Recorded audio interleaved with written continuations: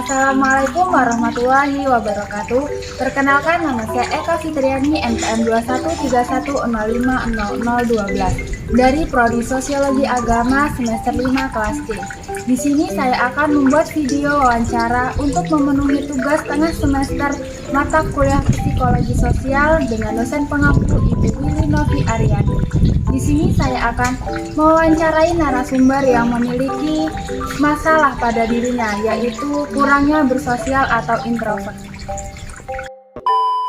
Nah, sebelumnya akan saya perkenalkan terlebih dahulu narasumber yang akan saya wawancarai.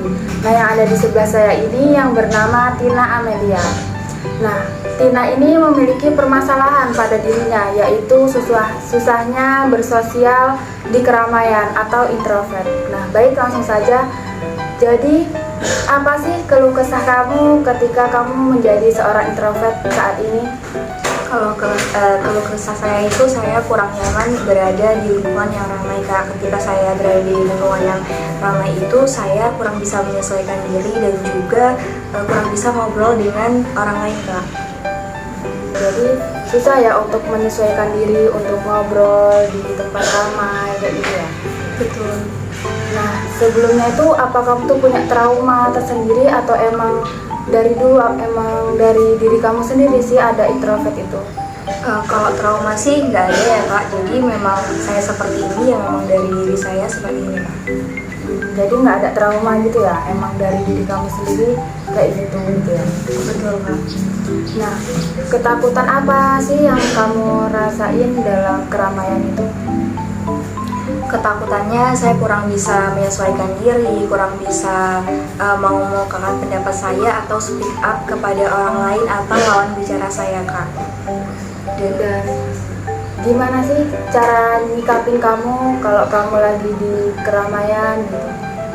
Cara menyikapinya, saya berusaha untuk menyesuaikan diri. Misalnya saya berusaha untuk ikut ngobrol bareng teman-teman yang lain ya, walaupun di situ ada rasa kecemasan dan juga gugup di diri saya, Kak. Jadi berusaha untuk menyesuaikan diri gitu ya, biar bisa ikut dengan orang yang lain gitu ya. Betul. Dan yang terakhir, apa ada nggak sih planning dari diri kamu untuk merubah jadi keluar dari zona introvert ini? Kalau keinginan tentunya ada, karena kan apalagi kita sebagai mahasiswa ya, Kak, tentunya kita dituntut untuk bisa bersosialisasi dengan orang lain.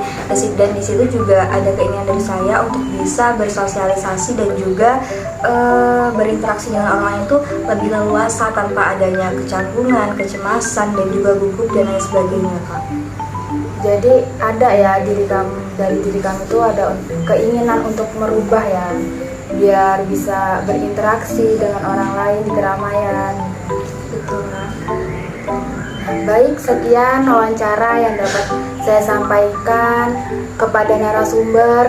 Saya ucapkan terima kasih. Jadi, hasil dari wawancara tersebut adalah perilaku seorang introvert cenderung lebih suka waktu sendiri untuk meresap dalam pemikiran, refleksi, dan aktivitas yang lebih tenang. Mereka bisa terlihat lebih pendiam di lingkungan sosial, memilih interaksi yang lebih kecil dan mendalam dengan orang-orang terdekat mereka, dan sering merasa lelah setelah interaksi sosial yang intens. Meskipun bukan berarti antisosial, mereka biasanya mendapatkan energi dari waktu sendiri dan menghindari keramaian untuk memulihkan diri. Perilaku seorang introvert tidak secara langsung menghambat kemampuan sosialisasi, namun mereka cenderung memiliki preferensi yang berbeda dalam interaksi sosial. Mereka lebih memilih interaksi yang lebih kecil dan mendalam dengan sedikit orang dibandingkan keramaian.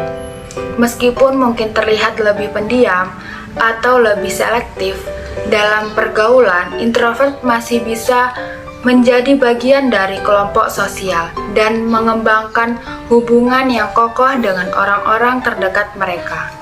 Proses sosialisasi mereka mungkin lebih lambat, tetapi itu tidak berarti bahwa mereka tidak menyukai interaksi sosial sama sekali. Jadi hasil dari wawancara tersebut, masalah introvert bisa dikaitkan dengan teori sosialisasi, di mana teori sosialisasi menjelaskan bagaimana individu belajar dan menginternalisasikan norma, nilai, dan perilaku yang diterima dalam suatu masyarakat. Teori ini menekankan peran lingkungan sosial, termasuk keluarga, teman sebaya, sekolah, dan budaya dalam membentuk identitas dan perilaku individu.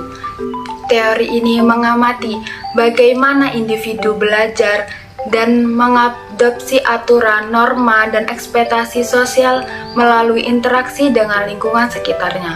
Teori sosialisasi menyoroti pentingnya lingkungan sosial dalam membentuk perilaku individu, termasuk perilaku antisosial.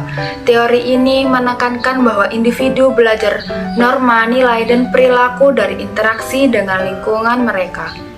Dalam konteks perilaku antisosial, teori sosialisasi menyoroti bagaimana faktor-faktor lingkungan seperti pengasuhan yang kurang tepat, pengaruh teman sebaya yang negatif, atau paparan terhadap lingkungan yang kurang mendukung dapat berkontribusi pada perkembangan perilaku antisosial. Ini menekankan bahwa faktor lingkungan dan interaksi sosial memainkan peran penting dalam perkembangan perilaku antisosial pada individu.